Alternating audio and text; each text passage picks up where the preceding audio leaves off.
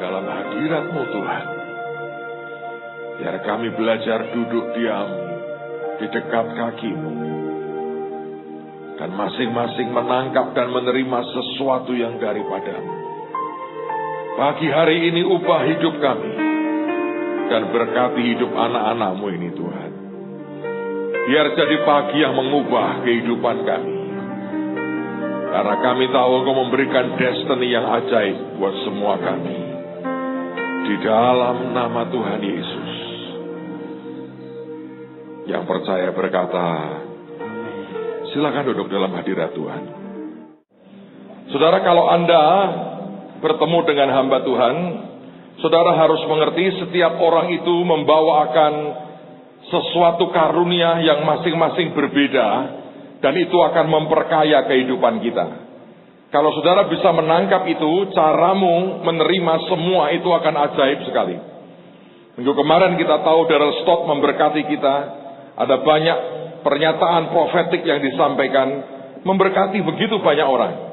Dan saya percaya setiap hamba Tuhan itu membawakan anugerah karunia yang masing-masing kalau Anda bisa tangkap akan luar biasa.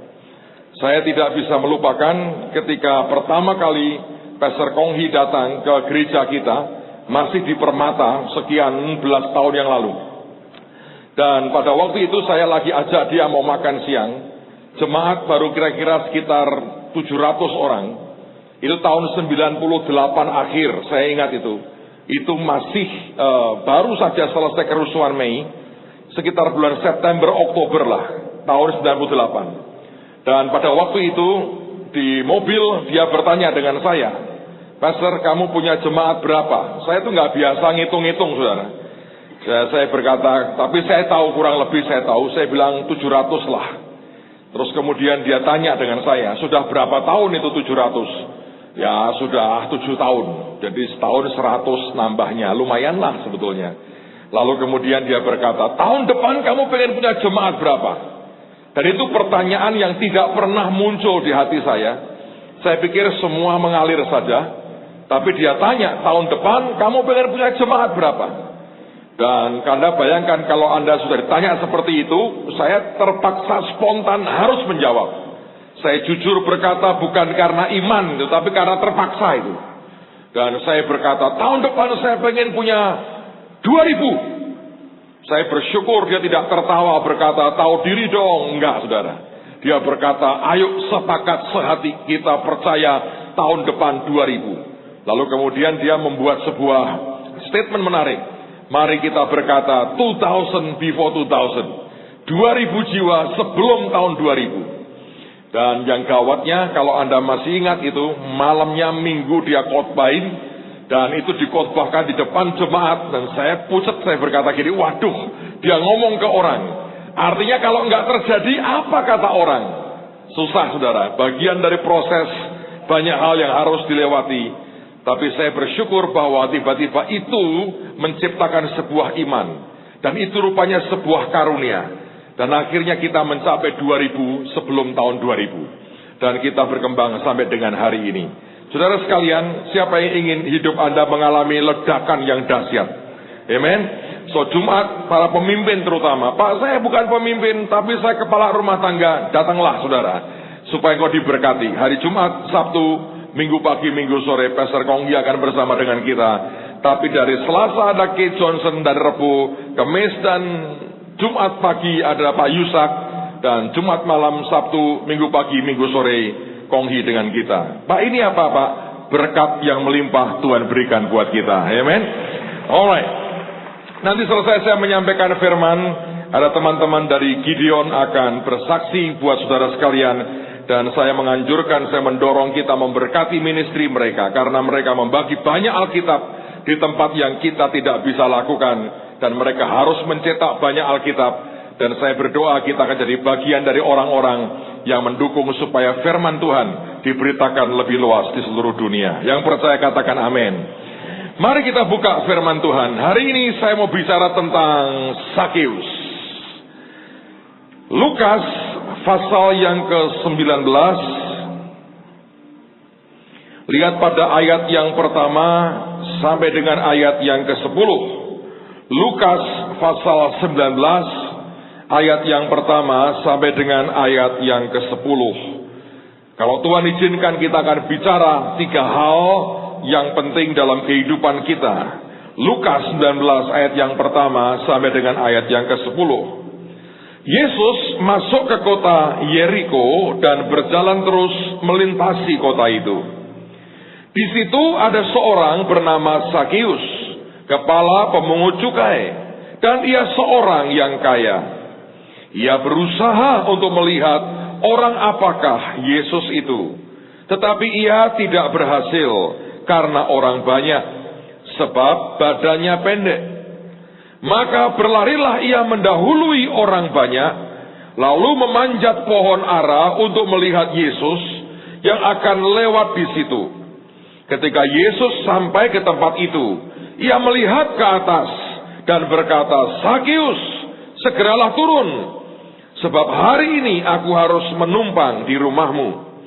Lalu Zakius segera turun dan menerima Yesus dengan sukacita. Tetapi semua orang yang melihat hal itu bersungut-sungut, katanya, "Ia menumpang di rumah orang berdosa." Tetapi Zakius berdiri dan berkata kepada Tuhan, "Tuhan, setengah dari milikku akan kuberikan kepada orang miskin, dan sekiranya ada sesuatu yang kuperas dari seseorang, akan kukembalikan 4 kali lipat."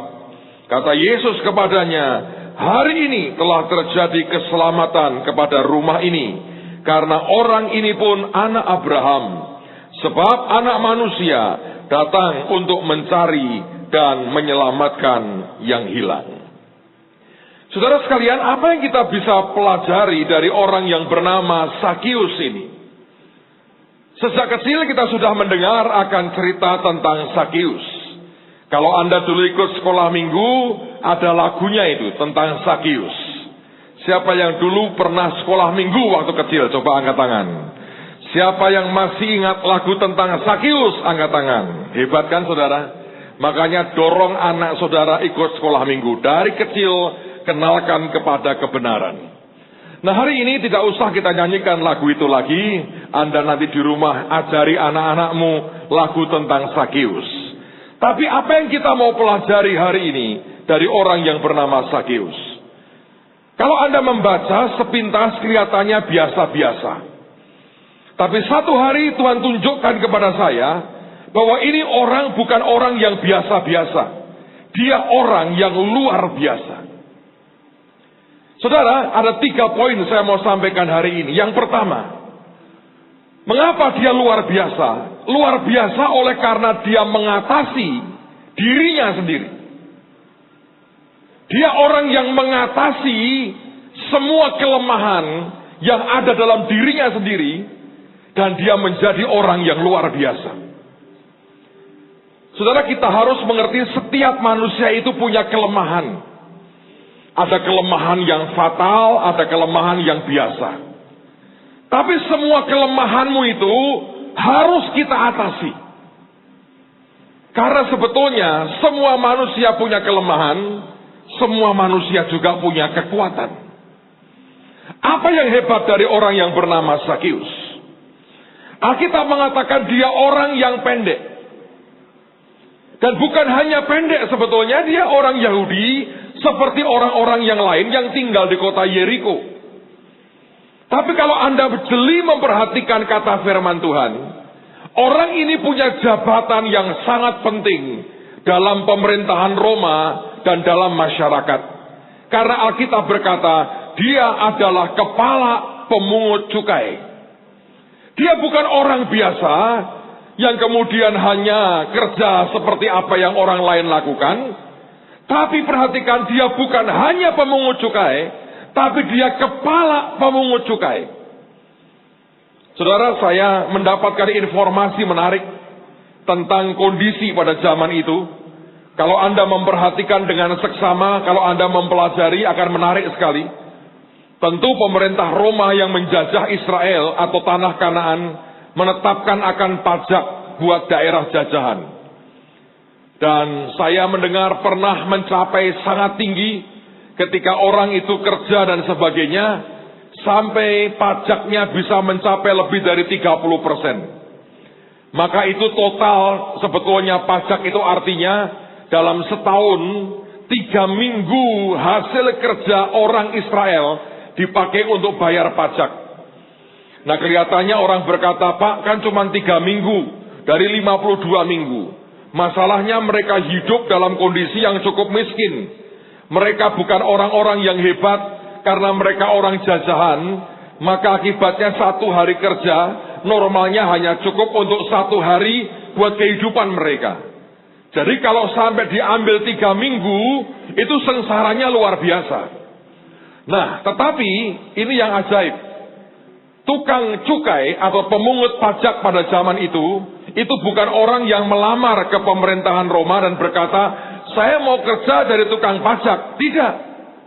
Itu jabatan, istilahnya dilelang sebetulnya. Siapa yang mau menjabat sebagai pemungut cukai atau pemungut pajak? Itu ada lelangnya. Nah, lelangnya juga ditentukan oleh orang itu berani target berapa untuk Roma dapat uang berapa ketika dia pungut pajaknya. Anda bisa kebayang nggak?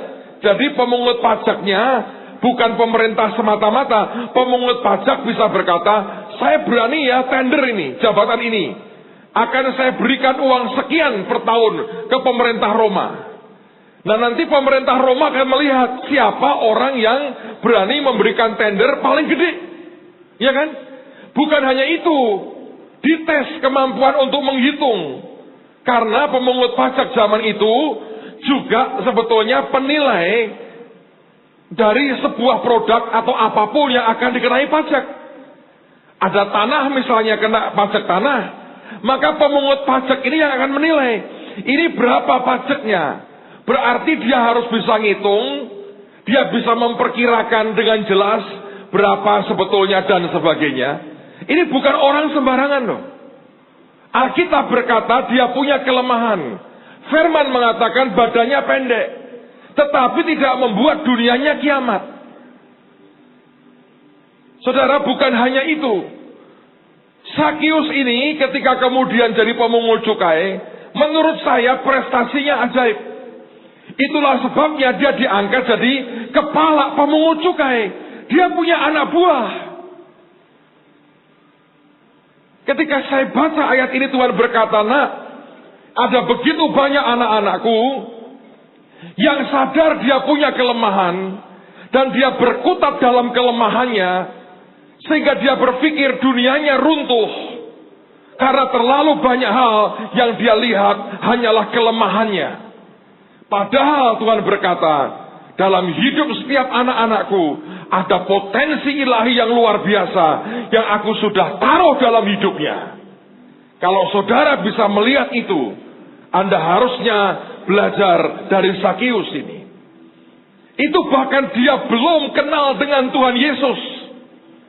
Usahanya, upayanya cukup membuat dia jadi orang yang berhasil. Walaupun saya tahu dibenci oleh bangsanya sendiri. Kalau Anda memperhatikan ayat-ayat tadi, maka ada kata-kata yang ajaib sekali. Dikatakan badannya pendek, tapi dia berusaha, tetapi tidak berhasil. Lalu kemudian dia memanjat pohon. Saudara, setiap kelemahan kita selalu ada cara untuk mengatasinya. Dia badannya pendek, terhalang orang banyak. Apa yang dia buat? Dia manjat pohon. Semua kita punya kelemahan. Tapi kalau Anda frustrasi dengan kelemahanmu, Anda malah kepahitan dengan hidupmu, engkau kecewa dengan orang lain, Anda bahkan kecewa dengan Tuhan, tidak akan membuat kita kemana-mana. Tapi kalau kita bisa menyadari, selalu ada cara, selalu ada jalan. Saya percaya kita akan jadi orang-orang yang bergerak dengan kuat dengan Tuhan. Satu hari saya membaca sebuah artikel. Pada waktu itu bulu tangkis Cina tiba-tiba melejit dan luar biasa. Sempat jadi nomor 1 di seluruh dunia selama bertahun-tahun. Lalu seorang pelatih dari pelatih bulu tangkis Cina diinterview oleh wartawan. Dia bertanya wartawan ini, apa rahasia kehebatanmu sampai kau bisa melatih pemain-pemain begitu hebat? Lalu pelatih Cina ini berkata, aku konsentrasi pada kekuatan mereka. Aku tidak habiskan waktuku hanya bingung dengan kelemahan mereka.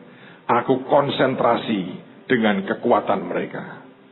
Lalu dia mengatakan, kalau ada pemain smashnya hebat, backhandnya lemah, aku perhebat smashnya. Kalau dia nggak bisa main tunggal, aku sambung gandengkan dengan orang yang backhandnya hebat. Dan mereka jadi duet yang luar biasa. Dan dia mengatakan, aku fokus kepada kekuatannya dan tidak berkutat kepada kelemahannya. Saudara, percayakah Anda dalam hidupmu dan hidup saya ada potensi ilahi yang luar biasa Tuhan sudah taruh dalam hidupmu? Sakius berusaha, dia gagal naik pohon. Selalu akan ada pohon tersedia buat Anda dan saya. Amen. Selalu akan ada pohon tersedia buat Anda dan saya. Persoalannya seringkali kita kalau melihat diri kita membandingkan dengan orang lain. Dan kita berkata yang lain begini, yang lain begitu, saya kenapa beda? Mari kita lihat betapa uniknya Tuhan menciptakan kita. Dan dengan keunikan dan keajaiban itu, mari percaya selalu ada pohon buat kita naik ke atas. Izinkan saya mengutip satu pernyataan dari seseorang yang sangat terkenal sekali. Namanya Albert Einstein. Dia berkata begini, everybody is a genius. Orang ini berkata semua kita ini, semua orang itu jenius. Siapa yang percaya Anda jenius? Angkat tangan. Ngomong ke sebelahmu, kenalkan saya jenius. IQ nggak usah disebut, saudara. Itu urusan lain. Tapi Einstein mengatakan everybody is a genius. Kalau ada orang, nah gue jenius apa toh kerja dihapusi terus. Tunggu, jangan berhenti dulu. Karena dia tidak berhenti titik, tidak. Everybody is a genius. Lalu dia mengatakan begini, tetapi, if you judge a fish, kalau engkau menilai seekor ikan by its ability to climb a tree, dengan kemampuannya memanjat pohon, Anda lihat ikan di sungai, lalu Anda berkata gini, kalau lu hebat, coba dong panjat pohon. Itu katanya dia. Dia mengatakan begini, everybody is a genius, but if you judge a fish by its ability to climb a tree, it will live its whole life, akan membuat ikan itu menghidupi seluruh hidupnya, believing, percaya, that it is stupid, bahwa dia goblok. Ngerti maksudnya, saudara? Siapa yang kurang paham, angkat tangan. Siapa yang paham, angkat tangan. Tanda Anda jenius. Saya ulang lagi. Einstein berkata begini, everybody is a genius. Semua orang ini jenius. Tetapi dia menggambarkan begini, apa yang membuat orang berkata, aku goblok, aku tolol, aku blow out? Apa? Karena orang berkata, dia mengatakan, kalau cara berpikirmu adalah begini, ikan kamu nilai kesanggupannya dengan kesanggupan manjat pohon, maka ikan seumur hidupnya akan berkata, memang gua goblok, gua tolol. Tapi kalau Anda mengerti, setiap Anda punya potensi, karunia yang berbeda-beda. Anda kembangkan kekuatanmu bersama dengan Tuhan. Saudara akan menunjukkan dirimu jenius, saudara. Saya punya pengalaman sendiri. Saya sekolah dari TK, SD, SMP, SMA itu dengan menderita sebetulnya. Sejujurnya. Menderita saya. Dari SD, saya sudah dileskan ke guru oleh papi saya. Kalau berhitung itu parah saya. Benar. Aduh, pusing saya. Begitu SMP itu ada namanya aljabar, geometri, mabuk bener saya. Dan saya sekolah, karena belum ada terbang waktu itu, saya sekolah di Domenico Savio. SMA saya masuk ke Loyola, karena belum ada terbang waktu itu, saya ke Loyola. Setiap hari pulang sekolah kepala saya panas, saudara. Buat saya sekolah itu sebuah penderitaan. Kalau rapor tuh mesti ada merahnya. Di mana jeniusnya? Saudara tahu muncul kejeniusan saya di mana? Waktu saya kuliah. Pada waktu itu, saya nikmati betul kuliah itu. Karena saya ambil sejarah. Enak kayak didongengin begitu. Saya nikmati betul. Saya kuliah itu dengan nikmat sekali.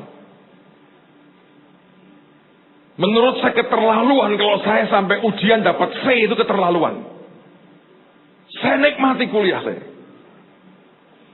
Dan satu hari pernah terjadi. Sampai orang kaget dan dosen saya syok. Saudara tahu saya berbahasa Inggris karena mujizat ya. Bukan karena saya belajar terus bisa. Enggak, ini ada mujizat. Saya pernah cerita itu. Satu hari ada dosen bahasa Inggris saya. Dia masuk kelas pertama kali. Dan dia tiba-tiba nulis satu kalimat. Kalimatnya apapun sudah lupa saya. Nulis kalimat begitu. Dan dia berkata, tolong dibetulkan kalimat ini. Tidak ada orang tahu bahwa itu kalimat yang sebetulnya istilahnya anomali. Itu merupakan kalimat yang tidak lazim. Itu kalau dibetulkan itu secara tensesnya itu nggak bisa begitu. Tapi khusus yang itu bisa. Nah itu apa Pak? Lupa saya pokoknya. Nah begitu dia ngajar, dia tulis. Dia bilang, siapa mau coba? Tidak ada orang yang berani angkat tangan. Nah di kelas itu, memang saya yang mereka kenal, kemampuan ngerti bahasa Inggrisnya di atas mereka. Jadi semua nunjuk ke saya, dia aja bu. Padahal saya bingung. Saya kalau suruh ngajari Anda tenses, nggak mudeng saya. Kalau ngomong saya bisa, khotbah saya bisa. Tapi ngajari ini karena ini, kalau ini nggak ada feeling. Tapi bener terus, itu yang ajaib. Akhirnya dipanggillah saya. Saya ngaku pada Anda, saya berdiri dari bangku saya, masuk ke depan, sambil bahasa roh. Ya rasyata karamata syata karamata. Saya teriak, Tuhan tolongi aku, habis nih gua nih, nggak tahu nih. Karena saya nggak ngerti tensesnya, saya nggak tahu teorinya. Saya pakai feeling saya. Sambil bahasa roh irasyata kalau saya tulis. Dosen saya syok, saudara. Dia berkata, wah, kaget. Perempuan lah kebetulan dosennya. Wah, kaget. Saya juga kaget. Kenapa dia kaget? Tahu nggak? Saya duduk, dia geleng-geleng. Saya tidak menyangka loh, ada yang bisa. Ini, dia berkata, perkecualian tensesnya. Oh, perkecualian.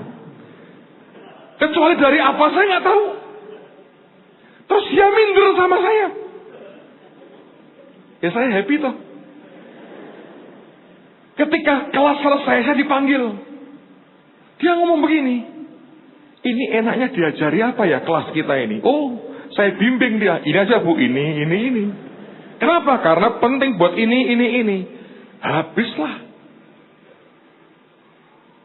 Saudara tahu saya bukan nipu dia loh. Tapi saya ngomong, inilah yang terbaik. Apa itu kekuatan saya?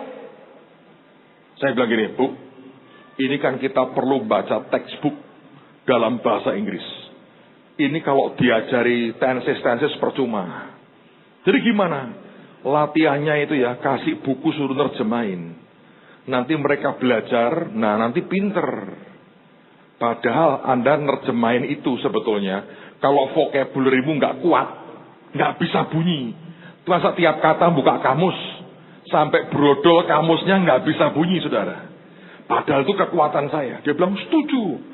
Selama 2 semester, terus dikasih buku, saudara. Dan semua mumet, cuman saya ketawa sambil nyanyi. Saya bilang haleluya, ini kekuatan saya memang. Ada apa-apa tanya saya, enaknya minggu depan diajari apa? Saya beri bimbingan dosen saya, saudara. Dari 1 itu tiba-tiba saya dari sekolah paling males. Tiba-tiba I am a genius, saudara. Saudara harus mengerti, dalam hidup Anda dan saya ada potensi ilahi yang luar biasa. Yang orang berkata tidak mungkin, tidak bisa. Sakius dia berkata, aku pendek. Tapi Tuhan berkata, nah, selalu ada pohon buat kamu naik ke atas. Berapa banyak orang yang frustrasi karena Anda berpikir bahwa Anda bodoh. Dan Anda tidak bisa apa-apa. Di dalam anugerah Tuhan, semua kita punya potensi yang luar biasa. Apa yang Tuhan berikan buat kita, kembangkan dengan ajaib. Saudara akan melihat campur tangan Tuhan akan dahsyat dalam kehidupan kita. Yang percaya katakan amin. Itu yang pertama. Tapi yang kedua, Alkitab berkata, menurut saya lihat jelas sekali. Dia pertama mengatasi dirinya sendiri, tapi yang kedua Sakius itu mengatasi orang banyak. Firman berkata, dia ingin melihat orang apakah Yesus itu, tapi tidak berhasil karena orang banyak, sebab badannya pendek. 2 hambatannya untuk ketemu dengan Yesus. 1 badannya sendiri, kedua orang banyak.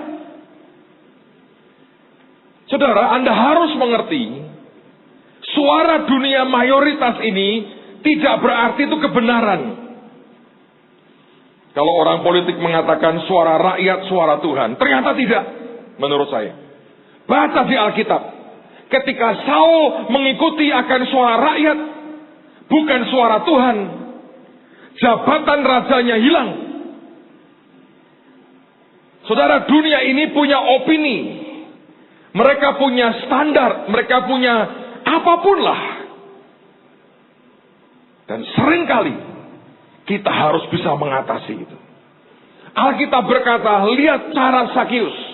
Dia berlari mendahului orang banyak. Tuhan sediakan pohon. Tapi apapun yang menghalangi engkau untuk bertemu dengan Tuhan, engkau harus berlari mendahului mereka. Seringkali orang berkata, kalian ini fanatik.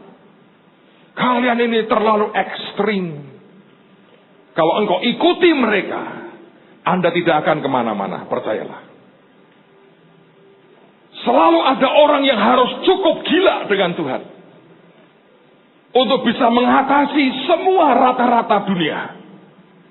Dan Anda akan jadi orang yang dimuliakan dalam anugerah Tuhan. Saya pernah baca buku bagus sekali. Judulnya Living Above the Level of Mediocrity. Hidup di atas rata-rata. Sebab manusia cenderung berkata, ya rata-rata mengatakan begini. Kalau Anda mendengar terlalu banyak orang yang berkata, ya nasibmu sudah begini. Kalau Anda tidak bisa atasi itu, engkau akan ditarik ke bawah. Seperti apa kata orang. Sakius terbatas badannya. Dia hanya mau lihat siapa Yesus itu. Alkitab berkata dia nggak bisa. Karena banyak orang banyak. Dan karena badannya pendek. Alkitab mengatakan dia lari mendahului banyak orang. Dan tiba-tiba tersedia sebuah pohon buat dia. Pak, bukankah kita berhadapan dengan masyarakat? Saya tahu. Tapi kalau Anda ingin berkembang lebih dari masyarakat, Anda harus lari mendahului mereka. Dalam segala hal. Saya mau cerita, kalau Anda orang yang gampang terpengaruh apa kata orang, masalah loh. Ada orang mengambil keputusan hidupnya berdasarkan pertemanan. Oh, karena saya berteman dengan mereka, saya ngikut saja. Siapa yang percaya Anda adalah Raja Walinya Tuhan? Angkat tangan. Kalau Anda tahu Anda Raja Wali, orang mengatakan eagle flies alone. Raja Wali itu biasa terbang sendiri. Lupa, saya suka rombongan, ada pepatahnya, bak emprit fly rombongan, saudara. Apakah Anda emprit atau engkau Raja Wali? Ada sebuah cerita menarik. Ini true story. Ada seorang pendeta Indonesia pergi ke Amerika. Kalau tidak salah, dia pergi ke kota San Francisco. Kalau tidak salah. Dan di pantai, kalau Anda pernah ke sana, ada tempat jual ikan, seafood lah pokoknya. Nah, dia melihat sesuatu perbedaan antara ketika dia sampai kepada orang penjual kepiting. Itu kepiting banyak jumlahnya, ditaruh di keranjang plastik begitu. Dan tidak diikat, tangannya nggak diikat, tangan kaki nggak diikat. Dia berpikir, wah, kepiting aja kok beda nasib ya. Di Indonesia diikat, di sana bebas. Kepiting aja kok beda nasib. Tapi dia berkata begini, ini mungkin penjualnya kurang pinter ini. Kalau kepiting dilepaskan, dia bisa merangkak naik dan hilang dong. Dan memang iya, keranjangnya itu banyak lubangnya. Jadi kalau kepitingnya mau, dia tinggal merangkak ke atas, terus dia kabur. Lalu si pendeta ini coba menegur penjual kepiting, berkata, Pak, kamu harus tiru dong cara orang Indonesia jual kepiting. Gimana? Diikat. Buat apa diikat? Supaya tidak kabur. Lalu penjual kepiting ini tertawa. Dia mengatakan, Pak, dia berkata, saya ini jual kepiting sudah 25 tahun. Saya ngerti wataknya kepiting. Mau saya ceritain? Oh boleh. Kalau ada satu keranjang besar, isinya cuma 3 ekor, 2 atau 3 ekor kepiting, itu harus diikat memang. Kenapa? Kalau cuma 2 atau 3, semua akan merangkak naik dan bubar, hilang kepiting saya. Tapi, kalau jumlahnya sudah banyak, kepiting itu punya watak aneh. Di keranjang itu banyak, dia bilang, coba Anda lihat ini, di keranjang ini. Perhatikan. Cukup lama Anda akan tahu yang saya katakan. Lihat, puluhan kepiting di dalam situ. Nanti lihat, kalau ada satu saja yang mencoba merangkak naik, itu akan ditarik rame-rame oleh temannya. Dan dia perhatikan, betul. Satu mencoba naik, 2, 3 kepiting nyapet kakinya, ditarik saudara. Lihat, inilah kepiting. Lalu kemudian Tuhan ngomong ke pendeta ini. Modelnya sama toh, sama gereja, pendeta-pendeta juga begitu kan. Anak-anak Tuhan begitu kan. Kalau satu naik, tarik rame-rame. Dengan segala cara. Oh ini begini. Selalu ada apapun yang dilontarkan dan berkata, lu jangan terlalu hebat. Ayo turun dengan kami. Roh piting saudara. Kalau Anda ketemu dengan orang-orang gaya begitu, saya ajari caranya. Tepuk punggungnya berkata gini. Kue tak dadake fuyung hai gelem ra. Pasti dia berkata, enak itu, enak. Wong kue piting tenan ini. Selalu Anda akan lihat orang, begitu Anda berkembang. Dan orang Indonesia, menurut saya seringkali kepiting banget. Wah ini hebat ya, tetapi, mesti begitu. Tapi, selalu ada tapinya. Apa itu? Kepiting. Kenapa gak bisa berkata yes, support, kita akan tiru dia? Nggak mau. Apapun yang bagus harus dicela sedikit supaya turun dan berkata, nah sama kan, grup Fuyung Hai ini sama. Piting sebetulnya. Sakius badannya pendek. Mau lihat Yesus seperti apa? Nggak bisa.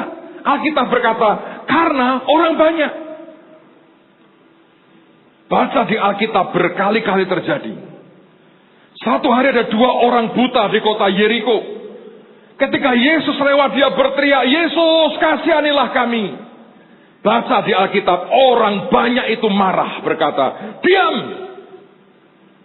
Tapi 2 orang ini, dia mampu mengatasi suara orang banyak. Dengan berkata, Alkitab mengatakan makin dilarang dia teriak makin keras. Sampai Tuhan panggil dia. Dan ketika dipanggil, Tuhan sembuhkan dua-duanya. Suara orang banyak bisa mengangkat saudara. Tapi suara orang banyak bisa mencoba menarik hidupmu. Anda harus hidup di atas rata-rata. Anda harus lari lebih cepat mendahului orang banyak. Baru hidupmu akan berkembang dengan cara Tuhan yang luar biasa. Baca di Alkitab. Satu hari di Kapernaum, Tuhan lagi mengajar. Penuh sesak dengan ahli Taurat dan orang Farisi. Ada seorang yang lumpuh digotong oleh 4 orang temannya. Dan mereka tidak bisa masuk karena orang banyak. Tapi orang yang bisa mengatasi orang banyak, dia akan keluar sebagai pemenang. 4 orang ini naik ke atap. Dia bongkar atap. Dia turunkan yang sakit tepat di depan Yesus. Dan firman berkata ketika Yesus melihat iman mereka. Bukan iman yang sakit. Iman mereka. Orang-orang yang bisa bergerak lebih cepat dari orang lain di sekitarnya. Anda akan jadi orang yang diberkati Tuhan. Amen, saudara.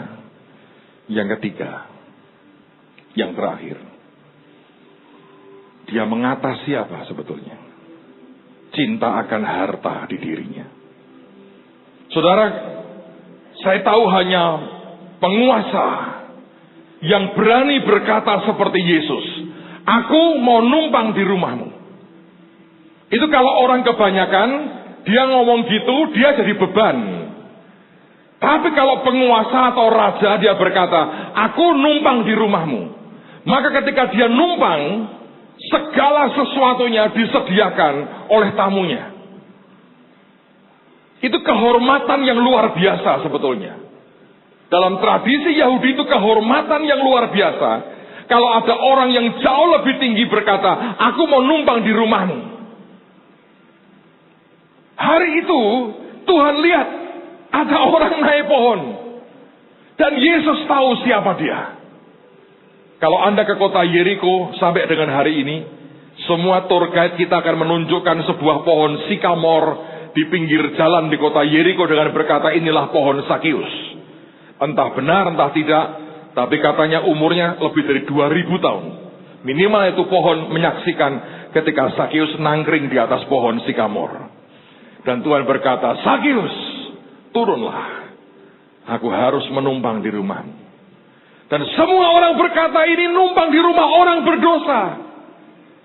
Karena Sakius itu merasa orangnya luar biasa. Korupsinya dahsyat sekali. Dibenci oleh bangsanya sendiri. Sampai kemudian rabi-rabi membuat fatwa. Dia tidak mungkin diampuni dan dia dicoret dari keturunan Abraham. Anda bisa bayangkan. Tiba-tiba Yesus berkata, aku mau numpang di rumahmu. Saudara, Tuhan itu ya, ini maaf nih.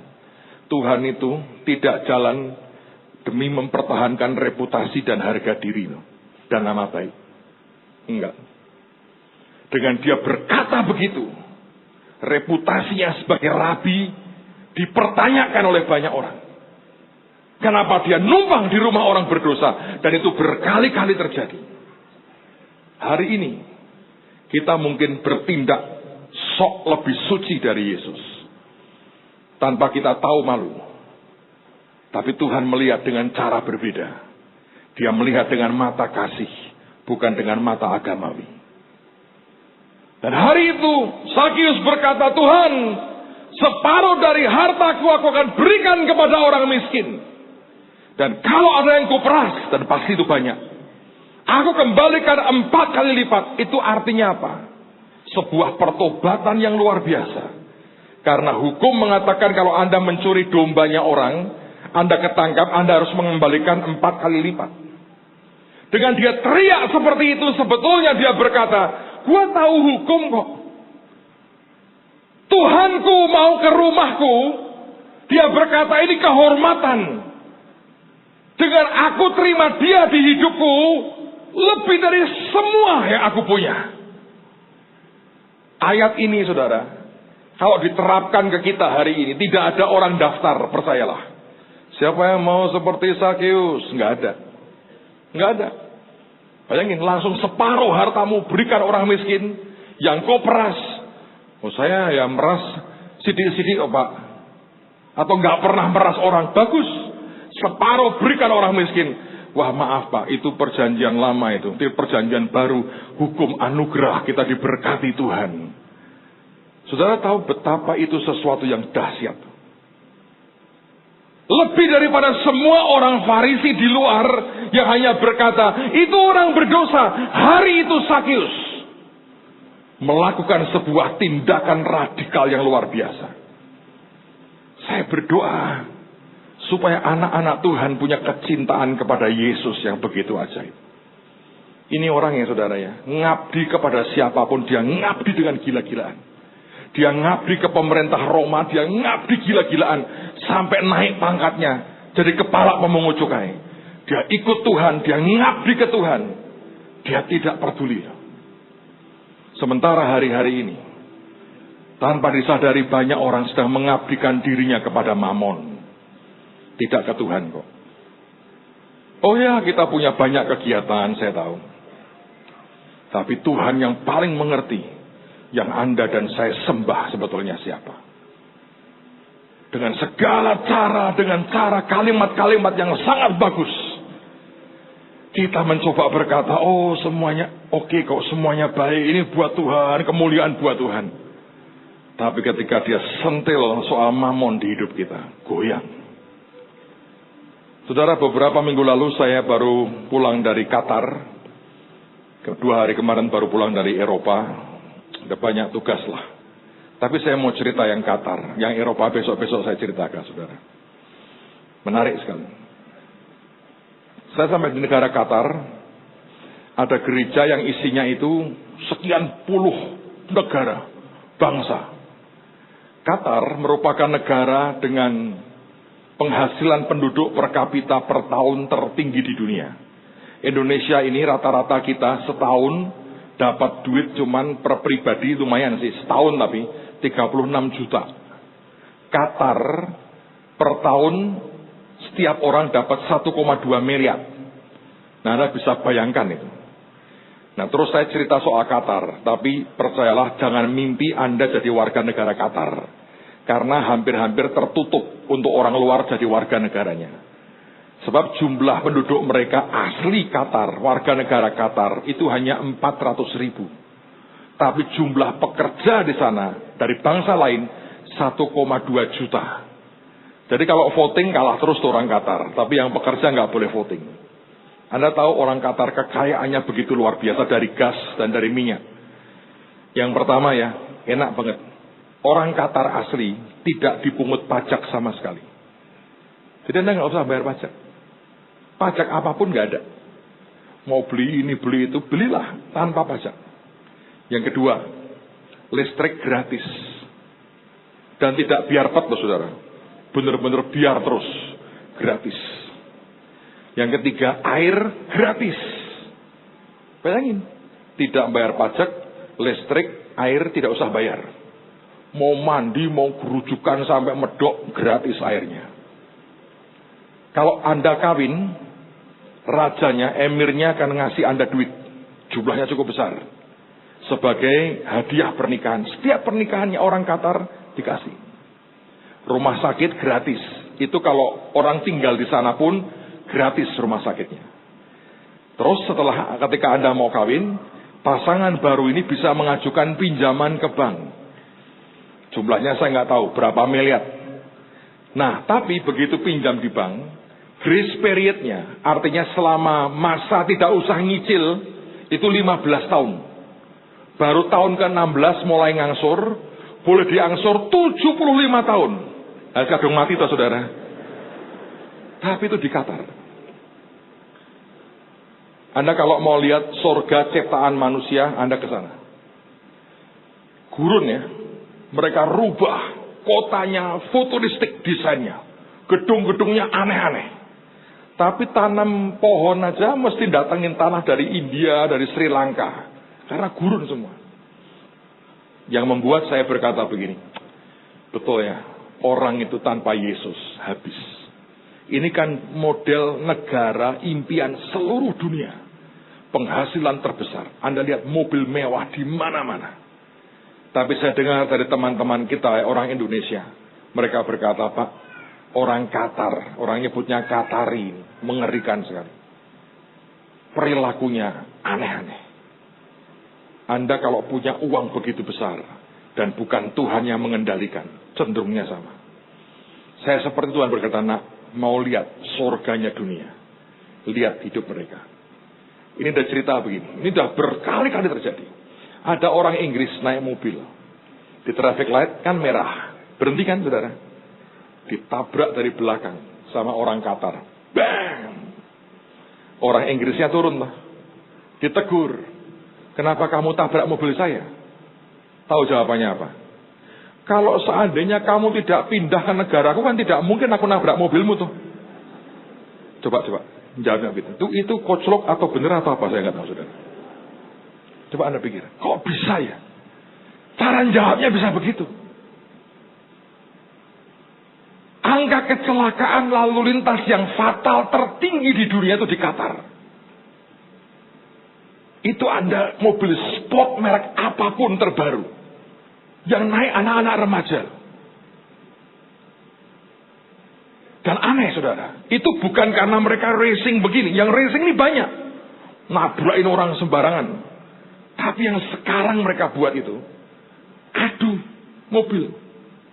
Namanya ayam atau sayur. Kalau Anda tidak geser, Anda ayam. Loh, pemenang aja chicken, bayangin saudara. Tapi Anda geser, sayur. Ada satu anak orang kaya saya dengar.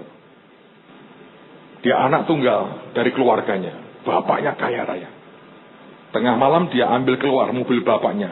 Mobil sport terbaru bapaknya. Dia cuma SMS. Dia bilang, Bapak, aku pinjam mobilmu ya. Tapi pagi nanti waktu kau baca SMS-ku, aku sudah di surga. Saya nyambatin kok ngerti nang kue nang surga. Tahu yang dia buat saudara? Dia main begini. Dan dua-duanya anak orang kaya. Mobil sport termahal. Dihantam. Bam! Terbakar. Dua-duanya mati seketika. Hangus saudara. Jadi kekayaan begitu limpah dari bapaknya. Nggak ngefek ya? Ayo. Anda kan berkata, oh kasihkan saya aja Pak. Nggak kuat tuh. Ayo. Saudara, kalau Tuhan didik kita ya, untuk korban, untuk memberi, dia nyabu berkata gini, aku tidak mau kamu terikat ya dengan itu. Sakius ini saudara. Begitu dia lakukan itu, Tuhan berkata, dia anak Abraham. Tuhan kembalikan posisinya. Orang berkata, bukan. Tuhan berkata, keselamatan ada pada orang ini. Sebab dia tidak menyembah kepada Mammon. Dia nyembah kepada Yesus yang luar biasa. Amen saudara. Belajar dari Sakius. Anda akan hidup di atas rata-rata. Yang percaya katakan haleluya. Tutup Alkitabmu. Mari berdiri sama-sama. Mari kita angkat tangan kita di hadapan Tuhan, kita bersyukur, kita berterima kasih atas semua yang Tuhan limpahkan dalam hidup kita. Bapak Surgawi, kami bersyukur untuk pagi hari untuk anugerah yang besar dalam hidup kami. Kami percaya hari Tuhan di dalam nama Yesus kami kepala dan bukan ekor. Kami di atas dan tidak di bawah. Kami akan terus naik bersama dengan Engkau. Berkat Tuhan yang menjadikan kami kaya susah payah tidak menambahinya. Kami percaya di dalam nama Yesus api lawatan kegerakan yang besar terjadi di tempat ini sampai menjamah seluruh bangsa-bangsa. Biarlah Engkau pulang dengan berkat dari kasih Allah Bapa, anugerah yang besar dari Tuhan Yesus dan persekutuan dengan Roh Kudus tinggal dalam hidupmu mulai pagi ini sampai selama-lamanya di dalam nama Tuhan Yesus. Dan semua yang percaya berkata, amin.